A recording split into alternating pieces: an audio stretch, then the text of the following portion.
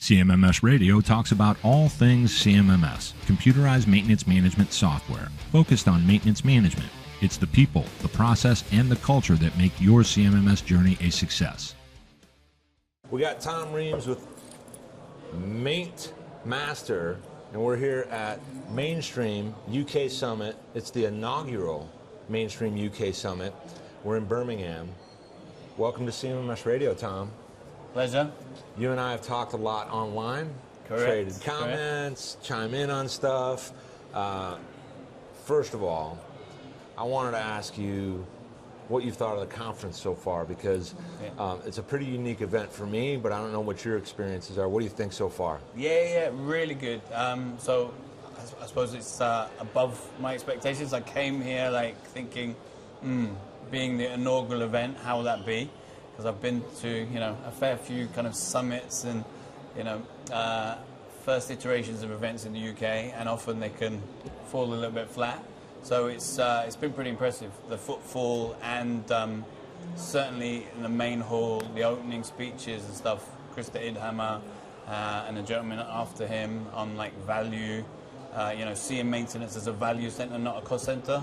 Yeah, they were really good. That's Drew Troyer, and he's with Bootleg, and it's interesting the way he presents it because it's so understandable, but it also has all that breadth and depth for someone that wants to go on that more detailed ride, but it really includes everybody in an understandable way. I've talked to him a handful of times, getting to know him more and more. And also the fact that you got to listen to Krista Idhammer, 65 years in the game, and I think he talked about from aqueducts to AI, the basics still or will always matter, something like that. Yeah, and I had a chance to speak with him afterwards, sit down and have a chat, and he's telling me his plans for retirement and stuff, and he's originally from Sweden. I think he grew up first 15 years of his life on the Gothenburg side of Sweden before moving to the US, and Maintmaster, a Swedish company. It was really, really great to have a chat with him as well. Small world. It is a small world. Yeah, definitely. So let's talk about CMMS a little bit. You've been in the world of CMMS, but I don't know for how long. Probably 15 years. So like I started, my background's kind of weird. I was like an intelligence analyst in the Metropolitan Police for like 10 years after uni. That was kind of weirdly the way that I fell into enterprise software. So like I was using SAP Business Objects on a day-to-day basis to do analysis of crimes and reports and that. And then from that, I went into an ERP role at an SAP business partner. And then I got really interested in maintenance and asset management because like we were selling the kind of maintenance add-ons there. And then from that into one of Europe's largest and the UK's largest Maximo business partner. Then to IFS Ultimo. And now Maintmaster. So it's been a really interesting journey. It's like I found it really interesting to focus on maintenance as opposed to I started off my kind of software career, ERP, finance, ledger, not so exciting to be quite honest. So then when I got into that maintenance world with real people, operational impact, environmental impact, so many different impacts, sustainability, all of that, it's just, a lot more interesting world, and I've not wanted to leave it. So. Well, that's good, and the thing with what you had before with the ERPs, you can kind of start to bring that together when you're in this kind of maintenance world, and you're talking about what you're doing for maintenance, but how that connects up to and informs those systems. A lot of ERP systems out there that don't actually have super strong maintenance functionality, and so you'll find that they need to run in concert with a strong system. Plus, the fact that you're at different companies starts to build out your viewpoints and what the different value propositions are, because they're not always the same. You've got lots of similarities, but there's these nuanced differences, and I myself haven't like sold or dealt all that much with the enterprise systems. I was in the game to kind of find the opportunities where they shouldn't be using that, and they should be using something a little lighter. And that's probably where Maintmaster's at. It's trying to say CMMS make that easy to use, make it simple, because adoption by the technicians doing all the good stuff on your plant, that's what you need. You don't want ERP add-ons doing the maintenance that are like 50 clicks before you've got anywhere, and God knows how many boxes to fill in, and then all of a sudden they're like, oh, let me just mark it as shut, and you've got no real data to get any intelligence from. Yeah. So yeah, Maintmaster is definitely that. We do CMMS, and we do OEE. Okay. And we do, either a standalone or an integrated single product.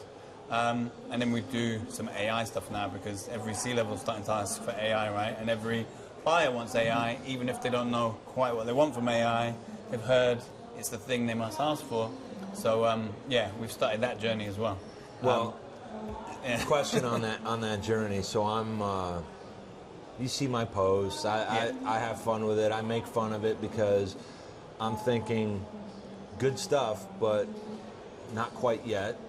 It's here. Yeah. Is it here to stay? Sure, it's here to stay. I think there's going to be kind of a washout, but I want to more deeply understand, and I want people to know and understand, and I want companies leveraging it in their platforms to do more than put a badge on. Yeah. And I want it to have an actual impact rather than just be sizzle, fancy, kind of shiny stuff. So do you feel that? Man, I know you're not the programmer team and all that, but do you feel that you're looking at AI in a more practical sense rather than just slapping a badge on? Like using it to leverage the actual data rather than just pulling in a bunch of mumbo jumbo from the internet? Yeah, it was my fear, because you hear every company has its C-suite, including ours, it's a software company, and when you first hear they want us to go down that AI route, you're thinking, okay, well, what's the practical application, and what's the use case, and are we going to do it the right way? And actually, I can, obviously I'm paid to say it, but I would say it genuinely anyway, because my biggest thing with AI is generative AI. If you're just using it for like work instructions and stuff, I don't buy that, because you've got issues there, I think, with compliance. You've got issues with warranty breaches about how you're maintaining things if you're relying on AI, public generative AI for like work instructions and stuff. So I was definitely against that kind of thing. I think really good uses right now, until AI goes further, are things like scheduling and things like reporting and analytics. So where we've gone with it is like natural language processing, looking at comments, shift log information, work order information, what the technicians have done, what the issues were, and from that you're able to then kind of analyze and report. So CMMS, we've always said for many years, like the maintenance standard, good work order categories, good completion codes, you can get good data out. You've got this asset's always breaking down, it's always a corrective or a planned preventer or a condition-based category of work. Well, it turns out it's always related to insufficient previous maintenance or aging part or whatever it is. Good starting point, but possibly too generic. So, this goes that step further, and you can say, right, well, these are my repeat issues. Let's thin that down a bit more and just look at, like Pareto analysts of the top 5 or 6, or you could go top 10, however deep you want to go. And then, what were the common natural language processing pulls out? What were the common fixes? Well, actually, we replaced the heads on this, and we did that. And it just makes that whole analysis of knowledge for the technicians a lot easier to get to than, it's great for C-suite and for financial decisions to know, we've got an issue with loads of equipment coming up where aging failure is the problem. But how does that help the technician who maybe can't control the budget of, are we going to replace these assets? Are we going to do X, Y, Z? Well, what they can get help in the immediate term is with, okay, well, it was cleaning the blades, or it was dismantling the heads, or it was this, because they can pick that up for more detailed analysis via this kind of AI, natural language processing, that we've come up with. So I think our first walk into that world has been a positive one, yeah.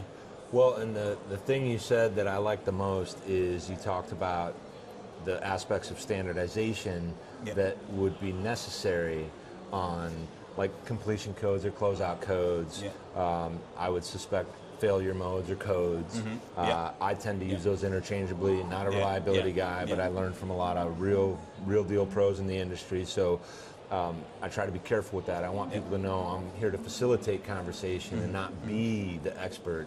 And I think it's great for us to finally meet in person and to finally get to talk a little bit about CMMS. And I think on AI, I think using that approach has a lot of promise as long as it's being babysat and we know where the information is coming from. But that standardization, provided you have a good, strong foundational culture in the whole maintenance team, it really is about the front line, because absent that, 100%. you don't have anything.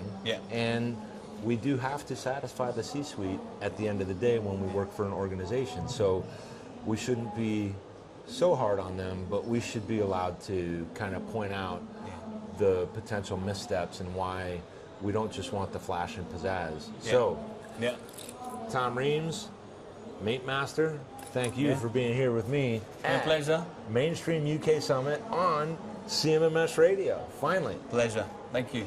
It was my pleasure. All right. Yeah. Did you find this episode helpful? Please send us some feedback, suggest a topic, or ask a question. Reach out to CMMS Radio if you need a co-pilot on your CMMS project. Visit cmmsradio.com and use the What's on Your Mind link. Thank you for tuning in to CMMS Radio, your resource for all things CMMS, from selection to implementation, to help you make better choices, learn from industry experts, and have a successful CMMS journey.